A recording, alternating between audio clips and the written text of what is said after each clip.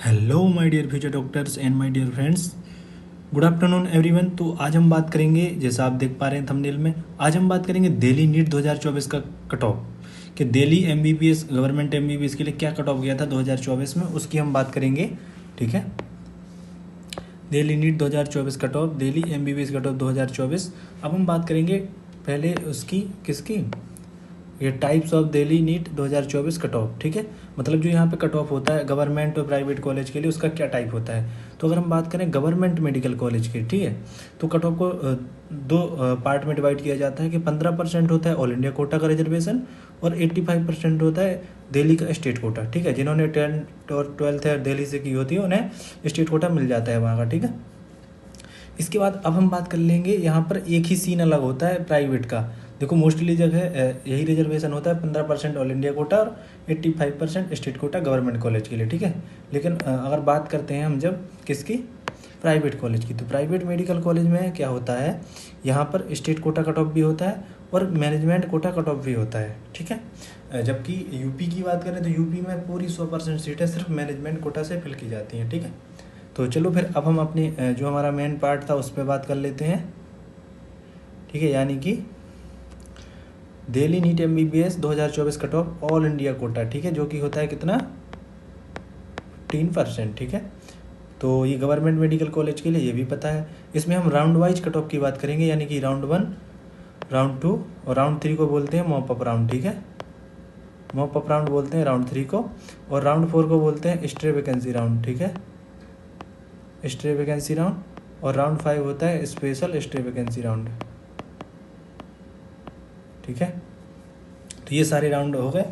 तो हम round wise cut off की बात कर लेते हैं। सबसे पहले शुरुआत करते हैं हम, ये क्लोजिंग कट ऑफ है, यानी कि मिनिमम लोएस्ट कट ऑफ जिस पर कॉलेज मिला है फिर उसके बाद नहीं मिला है। ठीक है, इसका मतलब होता है मिनिमम लोएस्ट कट ऑफ। ठीक है, तो क्लोजिंग कट ऑफ है। तो जनरल कैटेगरी के लिए अगर हम बात करें राउंड 1 के लिए, तो जनरल कैटेगरी का क्लोजिंग कट ऑफ था 700 मार्क्स। ठीक है, और क्लोजिंग रैंक थी 1419, यानी कि 1419। ठीक है, और इसके बाद हम बात करें ओबीसी कैटेगरी की, तो ओबीसी कैटेगरी का क्लोजिंग कट ऑफ था 695 मार्क्स, यानी कि 5 नंबर कम जनरल से, और क्लोजिंग रैंक थी 2446। इसके बाद हम बात करें ईडब्ल्यूएस कैटेगरी की, तो इसका क्लोजिंग कट ऑफ था 695, यानी कि ओबीसी के बराबर, बट क्लोजिंग रैंक थोड़ी हाई थी ओबीसी के कंपैरिजन में, 2209। ठीक है, इसके बाद हम बात करें एससी कैटेगरी की, तो इसका क्लोजिंग कट ऑफ था 658, यानी कि 658 यानी कि 658, और क्लोजिंग रैंक थी 20,497। ठीक है, इसके बाद हम बात करते हैं एसटी की, तो एसटी का क्लोजिंग कट ऑफ था 650 मार्क्स और क्लोजिंग रैंक थी 26,209। ठीक है, अब हम बात करें सेफ स्कोर की, कि सेफ स्कोर दिल्ली के लिए ऑल इंडिया कट ऑफ का क्या होना चाहिए।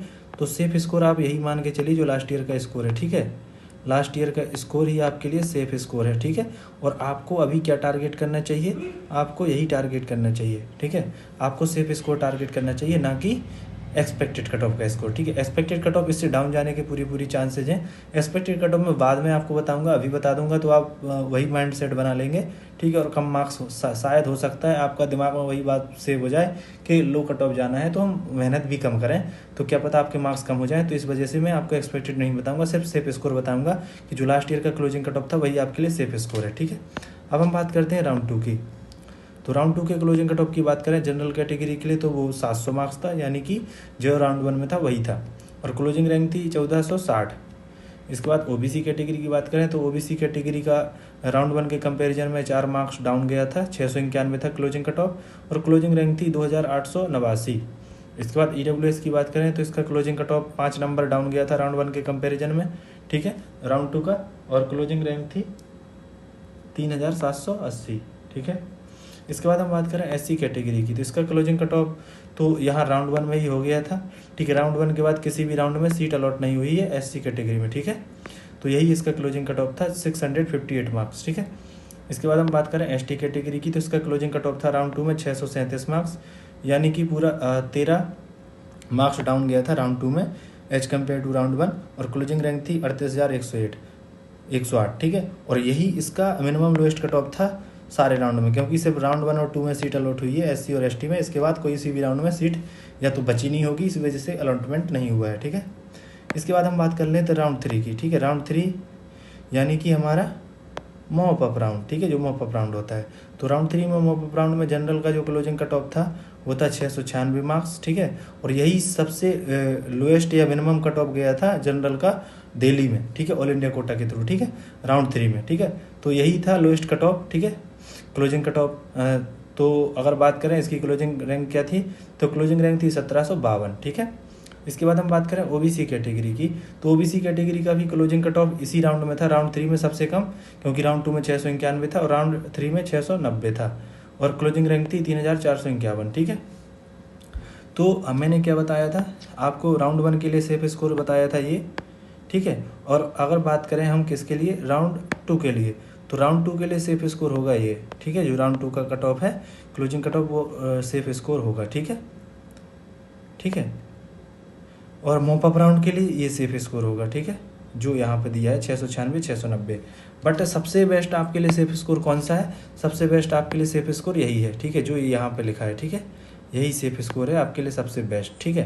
क्योंकि राउंड 1 का है तो सबसे हाई कट ऑफ राउंड 1 का ही गया था। अगर आपके मार्क्स राउंड 1 के बराबर आते हैं तो अगर कट ऑफ थोड़ा बहुत हाई भी जाएगी नॉर्मल से, तब भी आपको कॉलेज मिल जाएगा, ठीक है। वैसे तो अगर बात करें तो कट ऑफ लो जाने के ही चांसेस हैं, अब कितना लो जाएगी ये तो किसी को नहीं पता, ठीक है, क्योंकि देखो ऐसा है कि हर साल न्यू कॉलेज आते हैं, इस साल भी कुछ ना कुछ न्यू कॉलेज तो जरूर आएंगे, तो उससे भी, क्योंकि जहाँ भी कॉलेज आएगा उसका 15% सीटें कहाँ पे ऐड हो जाएंगी, ऑल इंडिया कोटा में, तो उसका इफेक्ट तो पड़ेगा ही पड़ेगा, तो ठीक है। और दिल्ली में कोई न्यू कॉलेज का अभी तो कोई इन्फॉर्मेशन नहीं है, बट ये हो गया दिल्ली का all India cut off round wise. और स्टे वैकेंसी राउंड में कोई भी सीट नहीं बची थी, इस वजह से कोई अलॉटमेंट नहीं हुआ है, ना ही स्पेशल स्टे वैकेंसी राउंड में सीट बची थी, इस वजह से कोई अलॉटमेंट नहीं हुआ है, क्योंकि स्टे वैकेंसी राउंड तभी होता है जब मॉप अप राउंड के बाद सीटें बचती हैं।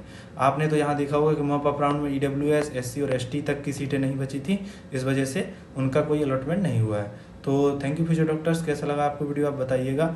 और ये हो गया दिल्ली का ऑल इंडिया कट ऑफ, और ऐसे ही सारे कॉलेज का कॉलेज वाइज कट ऑफ भी हम अपलोड कर देंगे। तो थैंक यू फ्यूचर डॉक्टर्स, अगर आपको वीडियो अच्छा लगा हो, वीडियो से आपकी हेल्प हुई हो, तो वीडियो को लाइक एंड शेयर कीजिएगा, और चैनल पर पहली बार आए हों तो चैनल को सब्सक्राइब करना अगर आपको हेल्पफुल लगा हो तो, ठीक है। तो थैंक यू फ्यूचर डॉक्टर्स, आप इसका स्क्रीनशॉट ले लीजिए, या कहेंगे तो मैं टेलीग्राम पर शेयर कर दूंगा। Thank you.